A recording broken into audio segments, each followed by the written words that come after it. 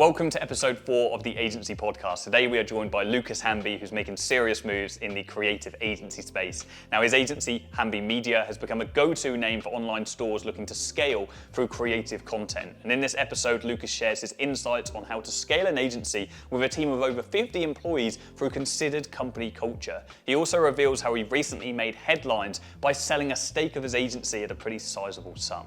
Now, Loukas is another huge Affluent Academy success story, and he's recently become a senior leader in our new program, Elite Agency, where he helps other agency owners scale beyond 100K a month. So get ready for another Agency Podcast episode where we continue our journey into the minds of the top 1% of agency owners. Enjoy. Right then. So, you just released some equity in the business, didn't you? Yeah. Just sold a stake in Hambi Media. So yeah, 5 years of hard work and letting go of a piece of the baby that was built. But yeah, strategically, I think it was the right move. For sure, man. We haven't even had the chance to personally unpack that. I haven't had the chat with you, so it's nice to be able to talk about it now. So, thought process. How did that come about in the first place? Like you've built this baby up to a multi-seven-figure brand, and now you're looking to, you sold a bit of it. What did that look like? Yeah, so obviously you've kind of Ollie, who's one of the other elite leaders on the program. He was someone that I've worked closely with for a long time. Him and Joe Marston, they run an agency called Soar with us. We were always the partner agency to Sort with us at Hambi Media, so they always ran the ads, the performance, the strategy, the media buying, and then we were always the creative solution to their clients. So we built up a great relationship over many years. A lot of synergy there, very similar to myself. Like I like working with people that I get on with outside of just, a professional environment, and had a lot of fun, kind of similar to our relationship in many ways. And yeah, like we basically, it happened very organically. So first we identified a gap in the market. It was kind of during this TikTok revolution, UGC, and there were different options, whether we brought TikTok UGC and TikTok performance in-house across Hambi and Soar, or whether we set up an entity that was a niche-specific TikTok-first agency. We thought that would be the better option because at the time, there really weren't any TikTok agencies. We were one of the first, at least in the UK, to do that. So we started a TikTok agency. And it just clicked. We scaled it within 12 months to I think like 18 employees, 7-figure run rates, and we secured a massive partnership with TikTok. We were one of the first agencies to partner directly with TikTok with like that official partnership, and that just went from strength to strength. And I think we just kind of sat back and thought, shit, from my perspective, I always looked at people like you and Joe, people like Josh and Ollie, and it was always kind of a little bit jealous of, not having a co-founder. And, there's pros and cons of being a founder compared to a co-founder. But for me, it was a very lonely journey, kind of growing a business on my own. And, I always saw the benefits of working with a co-founder who has different skills to yourself that are very complementary. I saw that with them, saw that with you guys, and I never had that. And it was the first time at Few Advertising that I was able to be a co-founder. And, what we were able to do there in such a short space of time, I just thought, if that was me on my own, I wouldn't have, if that was any of us on our own, we wouldn't have been able to do that. So, it's that phrase of I'd rather have a slice of a watermelon than a whole grape. And I love using this, and it's so true. And, we were doing so well from a TikTok perspective, and then we merged the services a little bit more across Hambi and Soar. So whenever we were signing clients on performance creative packages for Meta at Hambi Media, we would always work with Soar, and they would be able to drive better results. Vice versa, they would always try and drive us into their client services, and we would be able to drive better results. And the performance and the creative go hand in hand. You need to be doing both to a really high standard now to be able to kind of stand out. And it happened very organically and authentically. Ollie and I then moved in together, which probably was one of the best decisions I ever made.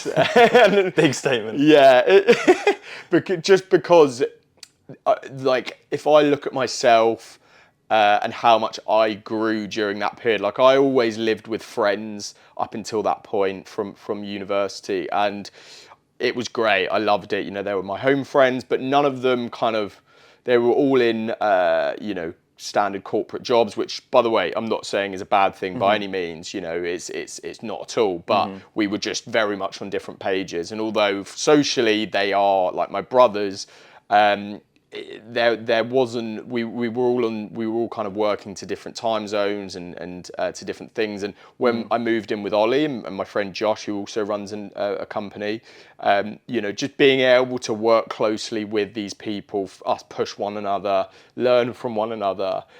We really did become a product of each other, and as a result, Ollie and I got a lot closer, and we opened up the idea of merging into the same group. And at first it was like a scary thing because I didn't want to lose what I had built. I didn't want to become an employee, but I knew from us starting Few Advertising together, it was almost the proof of concept. We have done it here. I own a quarter of the business here. There's four of us were co-founders, and we all owned 25% each. But it didn't feel like there was a hierarchy in any way. I could do exactly what I wanted to do. Everyone would trust me to do what I wanted to do, and we would trust one another, and it was just a great synergy. So I knew even if I was to sell a portion of the business at Hambi Media, I could still step into more of a traditional CEO position, still own a massive part of the business that I think we can grow way further than I could have done on my own. And, that's already shown.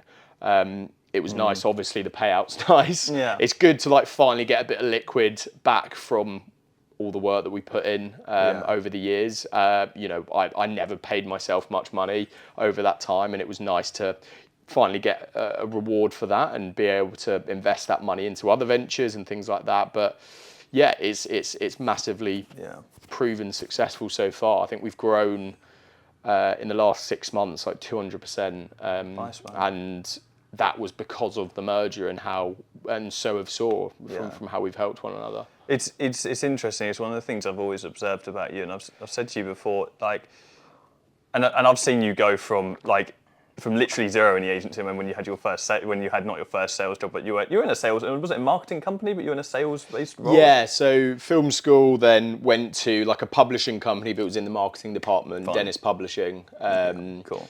Yeah. And then you've gone and you scaled Hambi, but one thing I've always observed is that you've never been afraid to just keep money in the business and reinvest everything you can, which so many people come into entrepreneurship and starting an agency, and it's straight away every penny that I was one of those people initially. The agency was like my piggy bank. I think I bought an M4 and we had our first 15k month or something.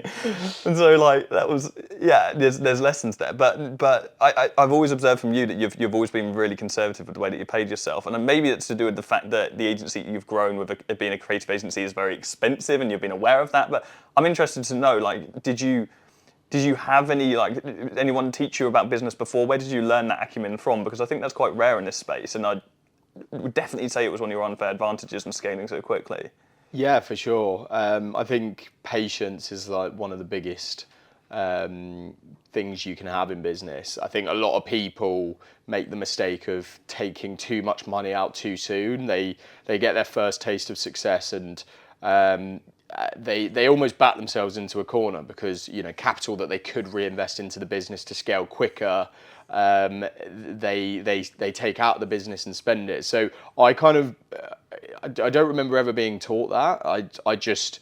It's something that I've always tried to remain humble and patient, because like you say, I knew it would pay off down the line. And don't get me wrong, I still, especially after a few years, I started to enjoy myself, but I lived within my means. And I think a lot of people, whether they're an entrepreneur, whether they are even just in a kind of normal job, I think the biggest mistake a lot of people make is starting to live outside of their means, and as a result, they are always chasing the money, which I think is in terms of like mental clarity, one of the worst places you can be in to make strategic decisions.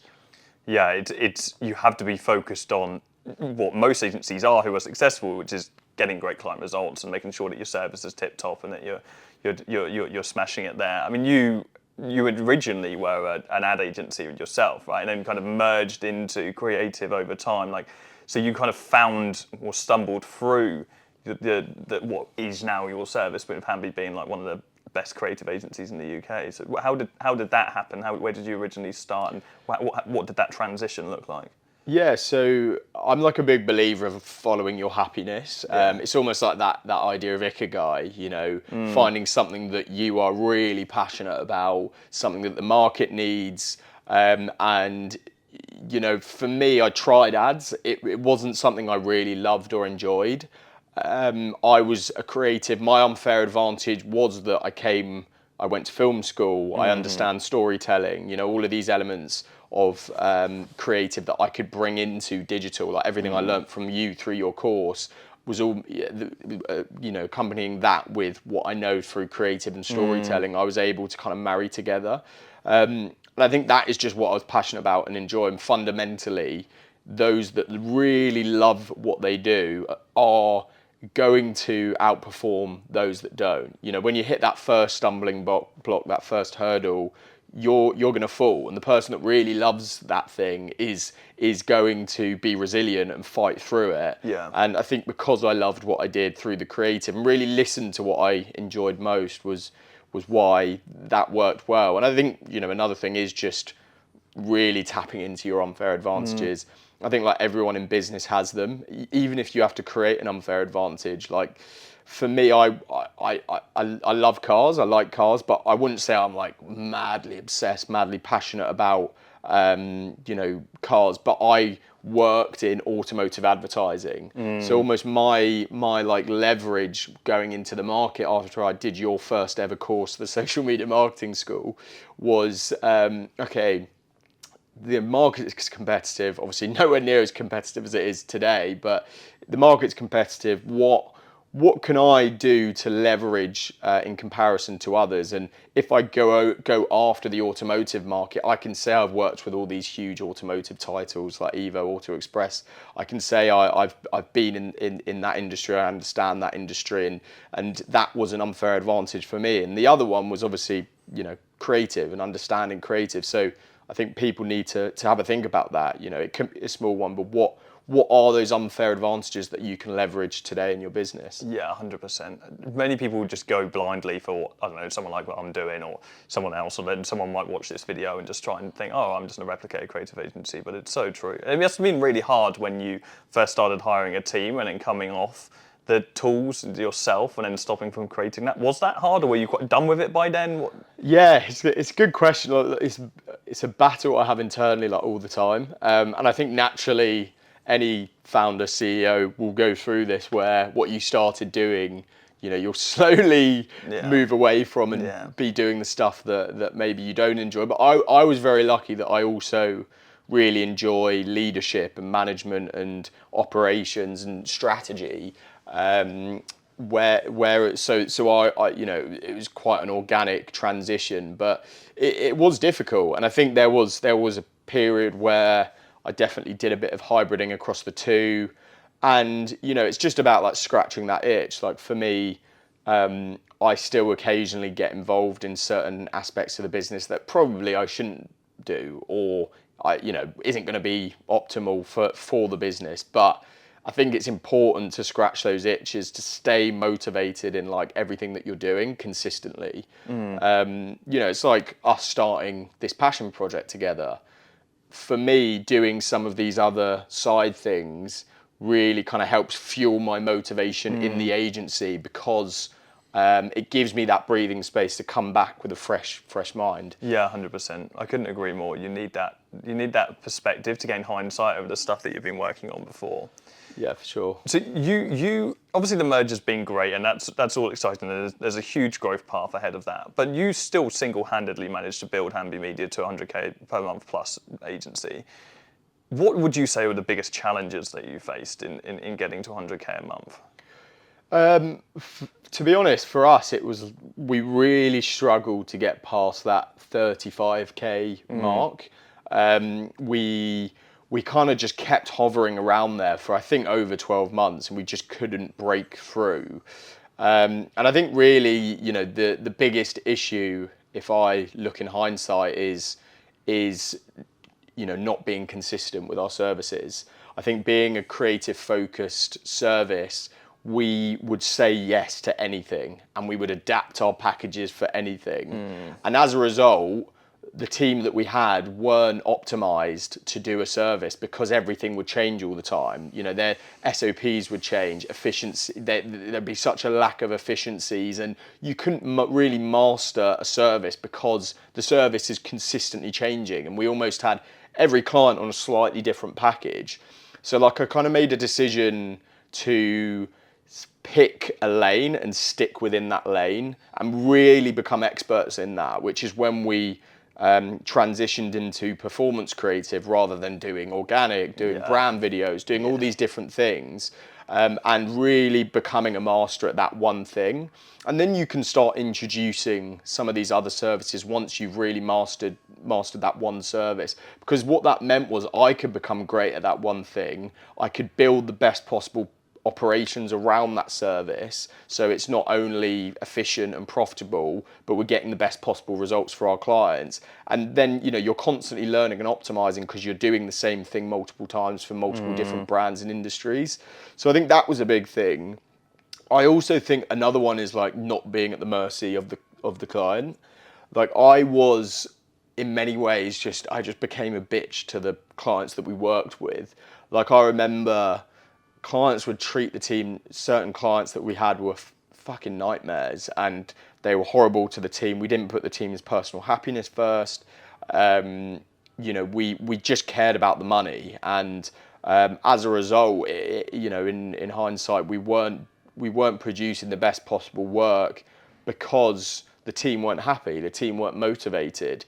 So when you prioritize the team ahead of the client and the money, you actually find that you actually scale more and scale quicker, because if there is a client that is toxic, which can literally spread like cancer across the business, as soon as you cut that out, not only does it show the team that you're putting them first, but also it makes room for better brands that aren't gonna be as inefficient to work with. Yeah, that's interesting. It goes against what you believe to be true to get you to that point in the first place. The same repeat conversation comes up every single time I speak to an agency that's broken through that 7-figure point, and it's that the key is repeatable processes. It's to get yourself to a certain level, in your case, to get yourself to 30k, it's you throw shit at the wall and you just try and make something work. You do some brand videos, you work with this client, that client, you're doing all bits and bobs and so on. You're doing the launch video for us, you're just dabbling in everything, right? Yeah.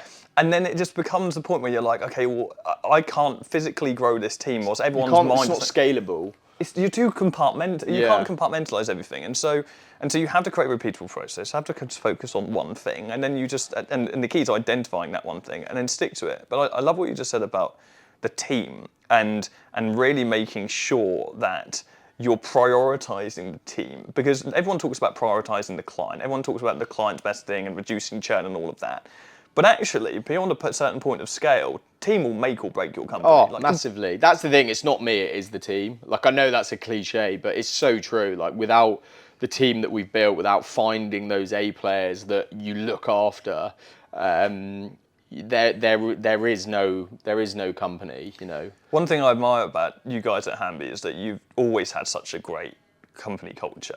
You've really, it's certainly in this ecosystem that we have of agencies online. I feel like Hambi are the benchmark of great company culture, and you've always nailed that. I'd love to know from your perspective, was that intentional? Did you have that in your heart to begin with, or did you kind of just fall into this great culture? It was the sole reason I started a business.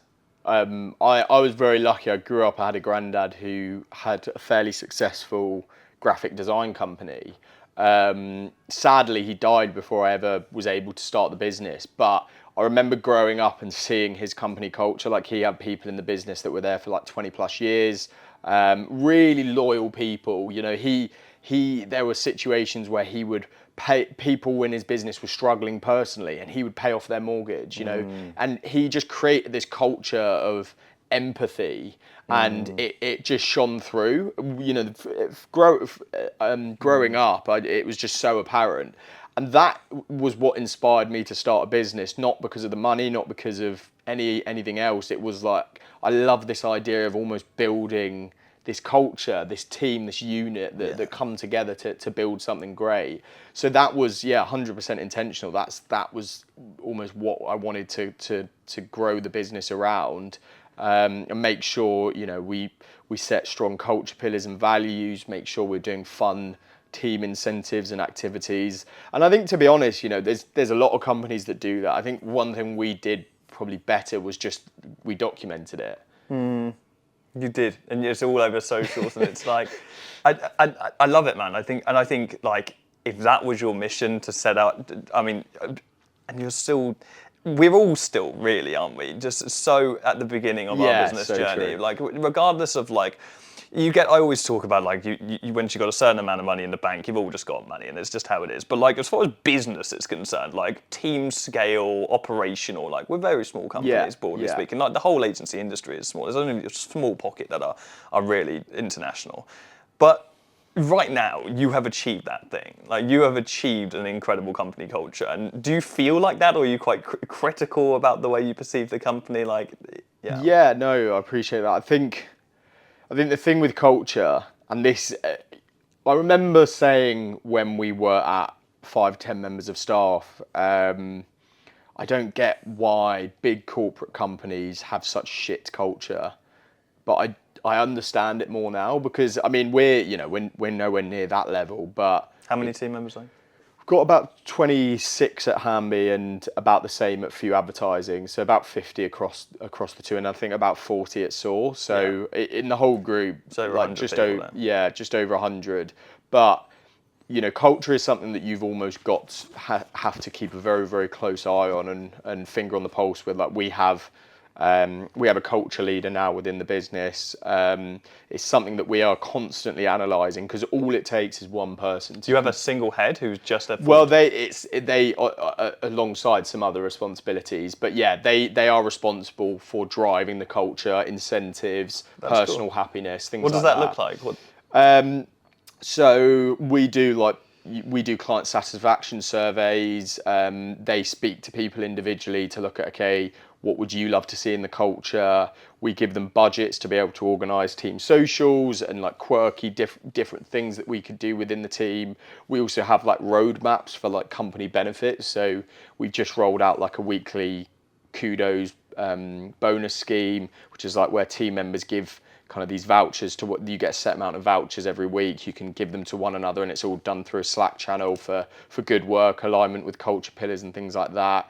We've just rolled out private health, so they're basically in charge of like ensuring that we are consistently on our game when it comes to culture. But we have had a few occasions where we've had to reset the culture. I remember probably just over a year ago, around January last year, the culture got really toxic again. Interesting. And there were certain people in the business that did that, and we had to have a pretty much. What does that look like? How in what way toxic? It's very easy for one person to almost set the standard for the stand we expect to be held by everyone. All it takes is one person to start kind of backdoor comments about other people, and then that breeds like cancer, and other people start doing that. And we really notice this culture building of, you know, just not honesty or authenticity within the team, and we had to tackle that head on, discuss it with the whole team. We had to get rid of a few people. A few people left as a result, which is the right thing to do.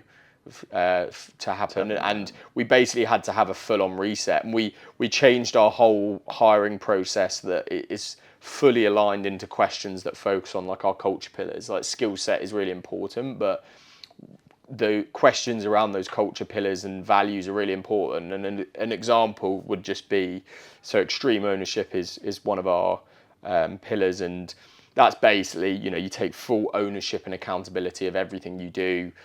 You do one thing like you do everything.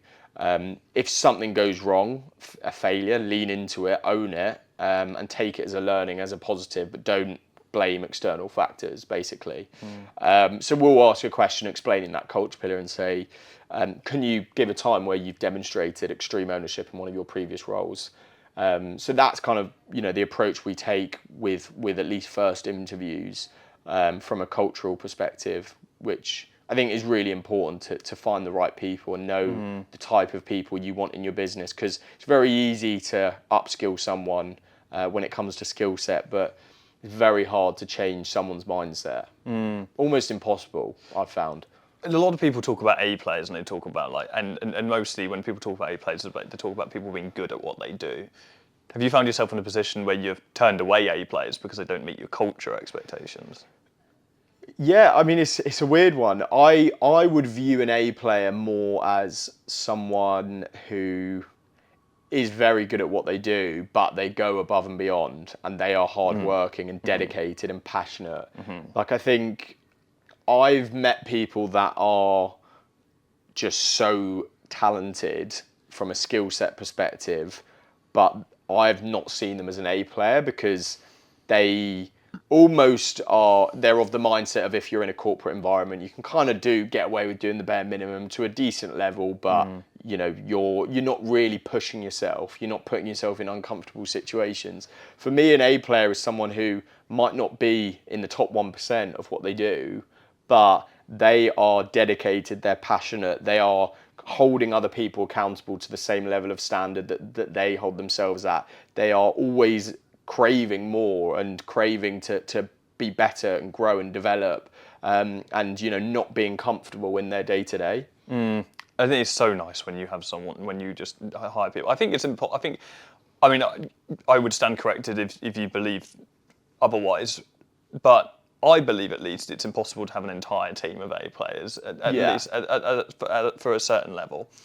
And I think that if anyone has got a team right now and they're thinking to themselves, I wonder if I've got an A player or not, the likelihood is you don't. Because you know when you do. You know. And those are the people that you can message in the evening, and they're just on it. They're the ones that are proactively coming to you with problems before they arise. And I think it's such an important thing to have. It's vital for your business to have A players. And as we grow and as things get more complex, we have to have people that are proactively thinking about the shit that we're not going to be thinking about. And I think most people in employment will do what they are told to do and what they're told to do only.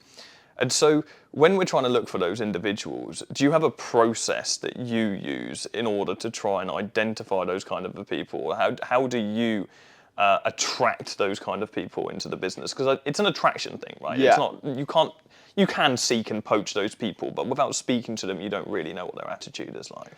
Yeah, it's a good question, and there's definitely no exact formula. Like, I've had times where I'm like, I'm so excited about this person, and they've not turned out to be who I thought they're going to be. Yeah. I think to your first point, like if you find an A player, you cherish and look after them and do everything. Because for me, when I found my first A player, that was like the unlock for growth. You're never going to do that on your own. And when you find that first person, that is when you really start building that momentum. You realise what a team is meant to be, don't you? Yeah, and it's really exciting. Yeah. But then what was the question again?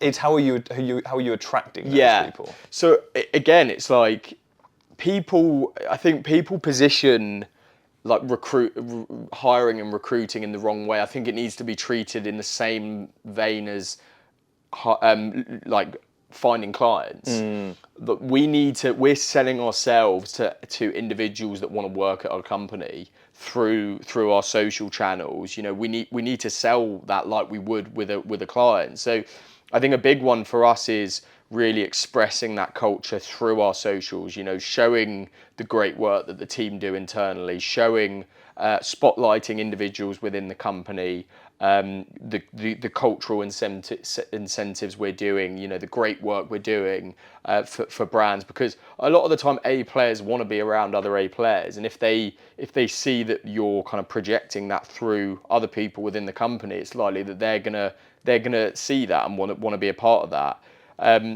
I think the other things is like we always do tasks, depending on what the role is.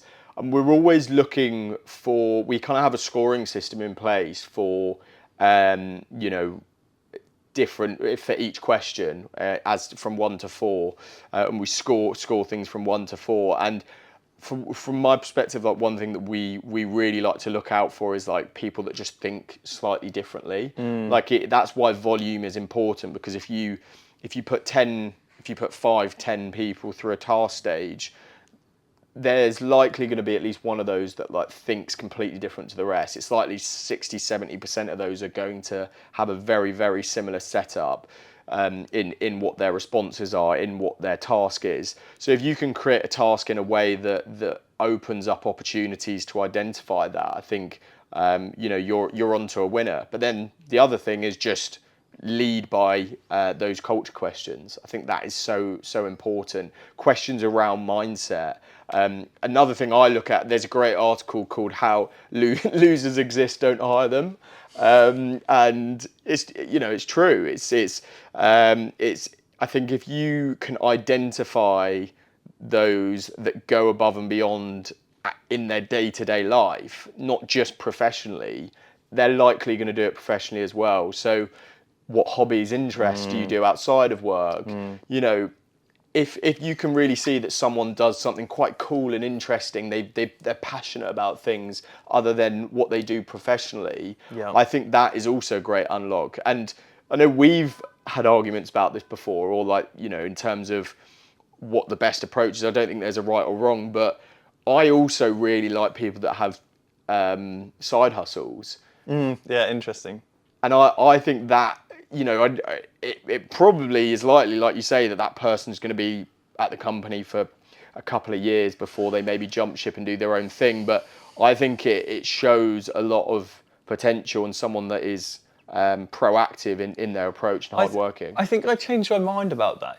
I don't actively promote team members to have side hustles, because I want people naturally to be given as much time as they can into what we're doing. But when I look at all of the best players that I have in our team, almost all of them come from a background of either wanting to start an agency in the past, or have started an agency, or have started another business. We hire one of our best lead pools for hiring, and at least in junior level roles. Now, as we're a lot more established, we're hiring people with a lot of experience. But at least in our junior level roles, we hire a lot of people from our academy training program, and people with the intent to start an agency themselves. And they just have been absolutely incredible team members. Yeah. Now, these are naturally people that are at the beginning of their journey, and so it's our more junior roles. But there are many of those people that today have, like, for example, our operations manager came from the academy, and he has grown into this role where he's got an incredible amount of experience. It'd be better than most operations manager that we would hire from. I mean, better than all. I wouldn't replace him if I'd be very sad if he left, and we'd be in a spot of bother. And he came from this mindset of wanting to start his own business himself, and so I think my mentality towards that has changed. I think at the time that I probably challenged that, was at the time that I was probably more insecure that team members may leave. Yeah. But yeah, do you actively promote people or allow people to let's say if they wanted to start a business on the side? I think my mindset around that is still relatively firm. We would never stop someone on doing it, but I wouldn't actively encourage it. Yeah, it depends what it is, right? Like, there can't be a conflict of interest there. Yeah. I mean, we've just had someone leave to start their own business, which was a side hustle. Fine. But I fundamentally believe that if someone wants to start a business, they're going to do it at some point, regardless of whether you stop them or not. True. You just have to create a better opportunity. Yeah, for them. exactly. And I also think that people that have had side hustles in the past, because almost any free time they have is going into this thing that really can help and impact us. Like, do you remember Chris used to work for us? And again, he left to start his own agency. He was like a big kind of TikTok micro influence on the side, ran his own TikTok page at scale, got loads of brand deals. And the insights that we were getting from him doing this in all of his free time, he brought into the business that optimized what we did. We got way more insight into this because he was like A/B testing these things through his brand, and then we were able to then run those learnings internally for our clients. So I do think in many ways it can help. Like, in my eyes, I'd rather someone doing that than going out getting fucked up all the time. And oh yeah, I mean, absolutely, yeah. I think that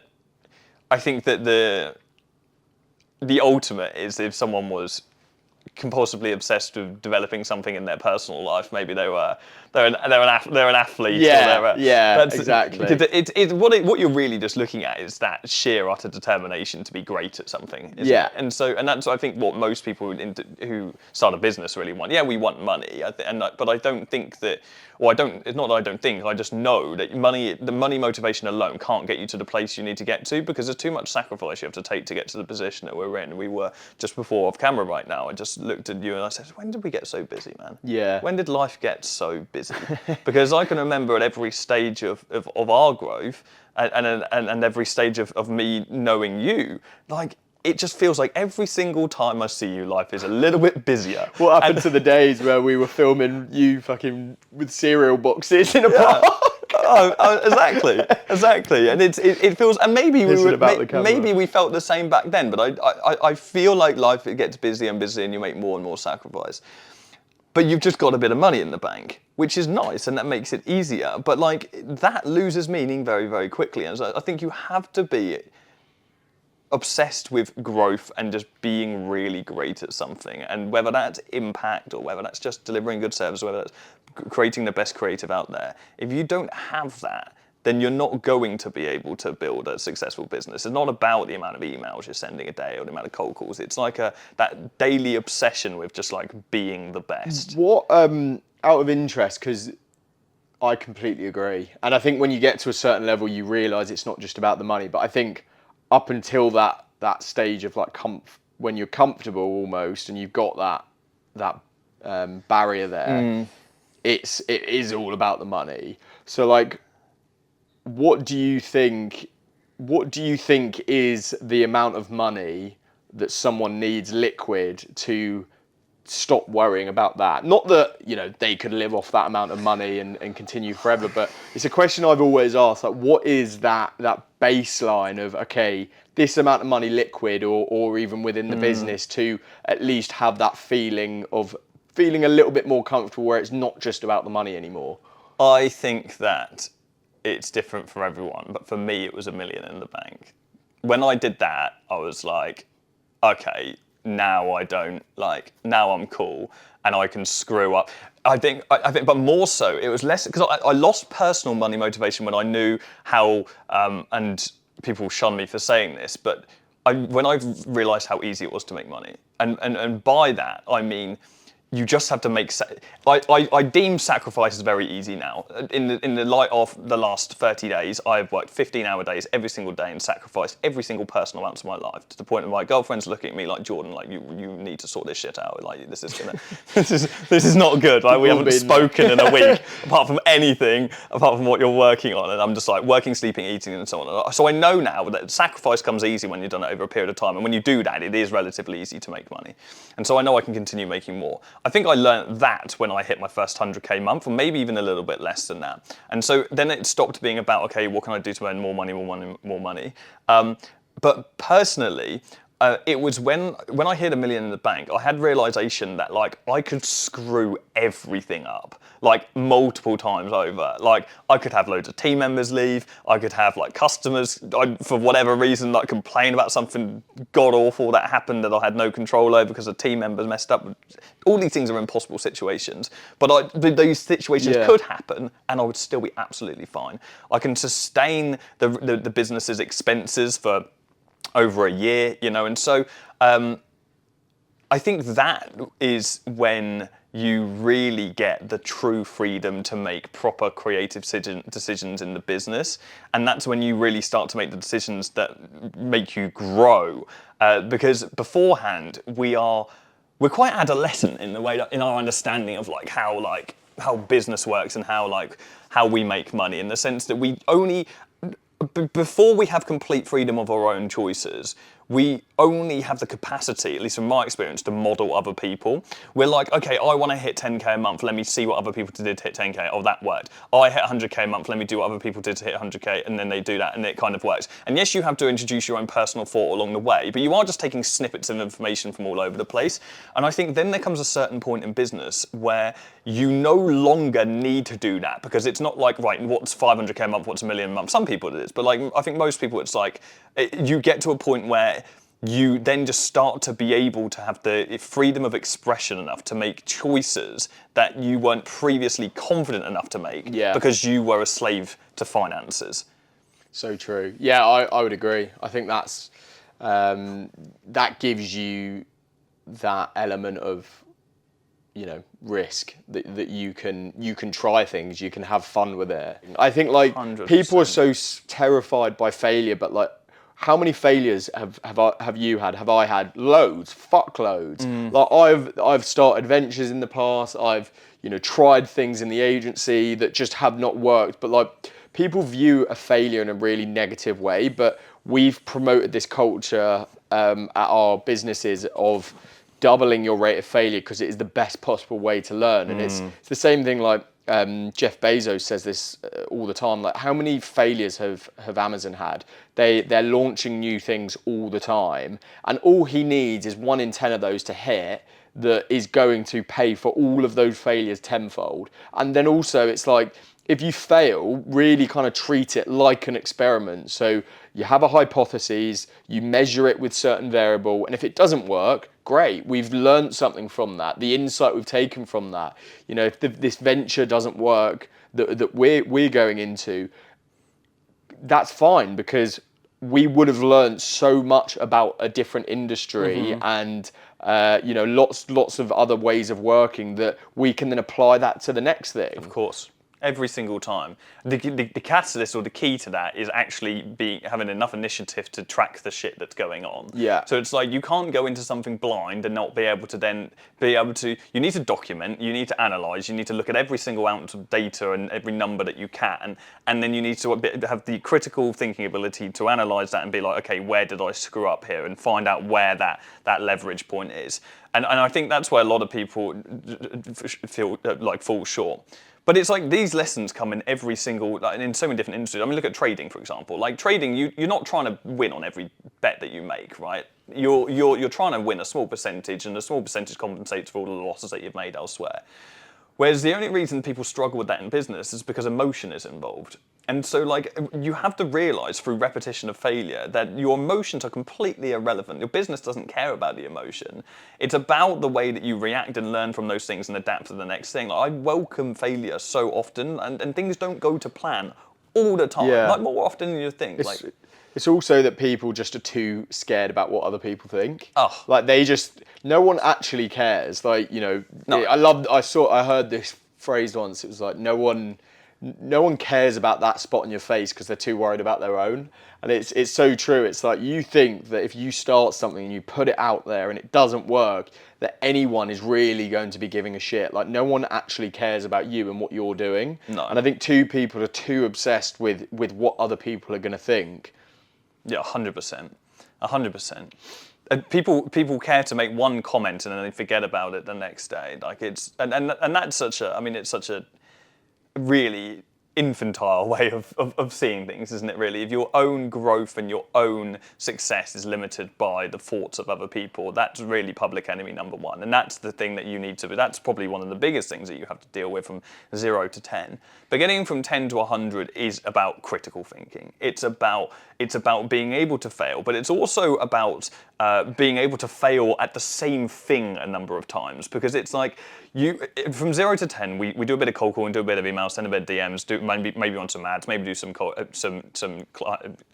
content, and then we're like, okay, we've managed to get ourselves here, and we're working with a number of different niches, and we've kind of like, this didn't work, this didn't work, this didn't work. But then you have to take all of those lessons, figure out what did actually work. Okay, now I'm just going to work with law firms offering this Google ad service that's gone well 4 times over. Let me just focus on that one thing because I've got proof of concept. And then you keep failing at that one thing, at that one thing, at that one thing, at that one thing, and have the strength not to then pivot into something else. Yeah. So you get really fucking good at it. Yeah. I think, how many people do we know, and I won't name any names, but they are just jumping almost monthly from business to business to business. And like that is the problem as well. It's like you say, you got to know when to kind of stop and change. But I think a lot of people make the mistake of doing that too quickly. Yeah. And you know, there are, like, a great example is we had one of our worst months in the last 4 years. January 2023, we just like lost loads of revenue, churned loads of clients at Christmas, team was in a bad place, and I was just not very motivated by the business at that point, because For You advertising was over here doing really well, and I really struggled to like balance the two. And I almost just took my finger off the pulse with Hambi Media and went all into For You advertising, which, you know, in hindsight was a big mistake. But it was great in many ways, because it was almost like that. My back, you know, I feel like thoroughbred entrepreneurs perform their best when the back's against the wall. 100%. And like my back was against the wall. I remember I hadn't been on a family holiday in 5-6 years, and my family, we all just agreed, let's all go away together to Mexico for a couple of weeks. And we hadn't been away for years, so it was something we were all looking forward to. You know, don't get to see each other that often, and it was just when this was happening, I was like, well, I can't not go. But I was just in Mexico, and literally I'd wait, because of the time difference, I'd wake up at like 4 a.m. every day, work till like 2-3 p.m. Mexico time, literally just like in this cafe, and just dialed in, going for it. And then fast forward a year, I think we did about, in January, must have done about 20k. We weren't profitable. Really? It was the first month ever in our business that we weren't profitable. Yeah. And we were losing money. So it was like shit had to change. And then fast forward to January this year, or now, you know, we're on track to get to 200k within the next few months. Mm-hmm. So it's like it just shows there are ups, there are downs. You shouldn't just give up when you find those hurdles, because like business is a constant roller coaster. That's why you can't get too comfortable when things are going really well, and you know, you can't get too down when things are going badly. Yeah, 100%. Even just that concept there of that was your first month of no profit. Like, people don't realize how fortunate we are in business to be able to say, that was my 1 month of no profit. I know. Because so grateful. This is an industry that allows you to have the privilege to be. There are industries, there are entrepreneurs that don't have our mindset at all, that have been conditioned and just understand that they're not going to make any money for like 5 years, and that's what they go into, and then they make big bucks off the back end of it, and sometimes they don't. There's massive amounts of sacrifice, but like, we're in an industry that allows us to be able to make profit, and we've been in the exact same position as that. We also over 50% of clients. It wasn't 2023. It was 2022, and we made a bunch of mistakes of just putting our eggs in one basket, and we had way too high retainers, and it just all imploded at once, which was a pain in the ass. But we did the same thing, just bounce back, and you take a bunch of new lessons, and the business gets stronger than ever. Look, you've built to where you are now. You've had this merger. It's just incredible to watch you grow, and I can't wait to keep being a part of it. It's just like, genuinely, like, as a friend, it's just this is the coolest thing to observe. And that's why I reached out to you recently and asked you to get involved in some mentorship on the side of what we're doing in the education company at the moment, to help existing agency owners scale to the level that you're at and beyond, and just help those existing people. So I'm interested to know personally, because I haven't asked you this, why you said yes to that and what interests you about mentoring other people. Yeah, well, yeah, firstly, like, I'm so grateful for you because you're the reason I quit my job and actually started an agency in the first place. So, if it wasn't for you, it would never have happened. So, firstly, I feel like it's a shame we don't work very closely together just due to how busy we are. So I'm such a believer in anything that you do and want to be a part of that. But really, the main thing from my perspective is like I've gone through the journey. I've gone through your courses. I've been very lucky to be able to come out the other side, and well, there's never the other side, but come out successfully out the back of that. And I'm really passionate about helping other people. It's something I've always really enjoyed doing, and something that I've been very eager to get more involved in. So like it just came at the right time. It was very authentic in the sense that I've come through one of your programs, and I can, it's quite, it's quite a nice story that I can now help other people do the same.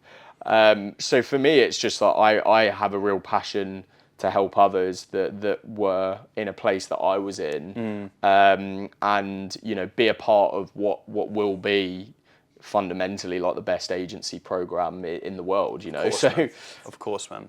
Fantastic. I mean, well, you've got a group call in literally in a short amount of time, so we'll wrap this bad boy up. And it's been a pleasure catching up, man, as always. Love you, man. Cool.